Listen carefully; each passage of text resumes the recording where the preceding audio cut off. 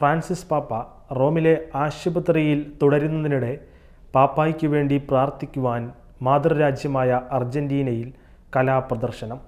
എനിക്ക് വേണ്ടി പ്രാർത്ഥിക്കുക എന്ന പേരിലാണ് അർജന്റീനിയൻ നഗരമായ ലാ പ്ലാറ്റയിൽ കലാപ്രദർശനം ആരംഭിച്ചിരിക്കുന്നത്.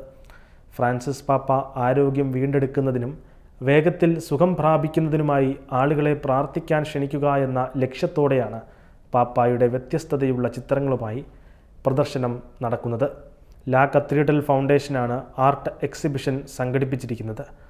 അർജന്റീനിയൻ കലാകാരനായ മെഴ്സിഡസ് ഫാരിനയുടെ ചിത്രങ്ങളും പ്രദർശനത്തിൽ ഇടം നേടിയിട്ടുണ്ട്. 9 വലിയ പെയിൻറ്റിങ്ങുകൾ പ്രദർശനത്തിൻ്റെ ഭാഗമാണ്.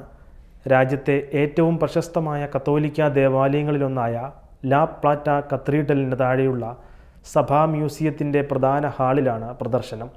ഫ്രാൻസിസ് പാപ്പ പത്രോസിൻ്റെ സിംഹാസനത്തിൽ അധികാരമേറ്റപ്പോൾ മെഴ്സിഡസ് ഫാരിനയുടെ ചിത്രങ്ങൾ ജനശ്രദ്ധ നേടിയിരുന്നു. ജനങ്ങളെ വിശ്വാസത്തിലേക്ക് നയിക്കുന്നതിൽ കലാകാരൻ നടത്തിയ ഇടപെടലുകൾ മാനിച്ച് പൊന്തിഫിക്കൽ കൗൺസിൽ ഫോർ കൾച്ചർ അദ്ദേഹത്തെ ആദരിച്ചിരുന്നു.